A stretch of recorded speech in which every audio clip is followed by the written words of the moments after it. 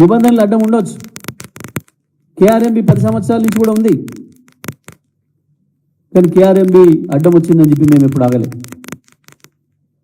2015లో మొదటిసారి ఎడమకాలు కింద రైతాంగం, ఎస్ఎల్బిసి కింద రైతాంగం, సార్ మేము కాలాన్ని నమ్ముకొని పొలాలు వేసుకున్నాం, పెట్టుబడి పెట్టినాం, ఒక్క తడి నీళ్ళు ఇస్తే మేము బతికిపోతాం, లక్షలాది ఎకరాలు బతికిపోతాయనంటే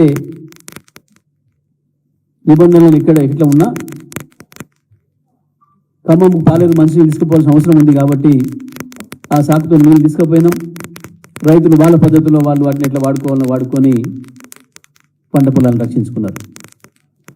మొన్న వానాకాలం కూడా అదే పద్ధతుల్లో ఇబ్బంది జరిగితే మళ్ళీ పాత పద్ధతులను చెప్పినాం. రైతాంగానికి, రైతు సంఘాలను పిలిచినాం. ప్రభుత్వం చేసే పని ప్రభుత్వం చేస్తుంది, మీరు చేసేది మీరు చేసుకోండి, పంట పొలాలను బతికించుకోండి అని చెప్పినాం. రైతులు బతికించుకోవడం కొరకు, రైతాంగాన్ని కాపాడుకోవడం కొరకు ప్రభుత్వం కొన్నిసార్లు నిబంధనలు పక్కన పెట్టైనా పనిచేస్తున్న పరిస్థితి వస్తే చేసిండు కేసీఆర్ గారు ఆ రోజు. కానీ వాళ్ళ దమ్ము లేదు.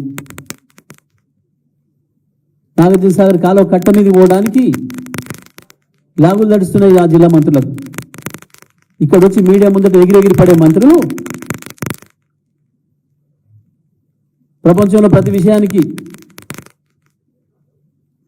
ఊర్లో పెళ్లికి కుక్కల హడావుడని వీళ్ళకి ఏ సంబంధం లేని విషయాల్లో కూడా ఎగిరెగిరి పడే కోమటిరెడ్డి వెంకటరెడ్డి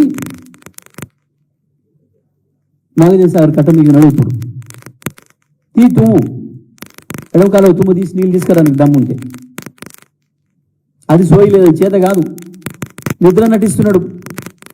10 రోజులుగా నేను పొలాల గట్లెంబడి తిరుగుతుంటే, ఎండిపోయిన పొలాలు తిరుగుతుంటే నిద్ర నటిస్తున్నాడు. తేలుగుట్టే దొంగలాగా తప్పించుకు తిరుగుతున్నాడు.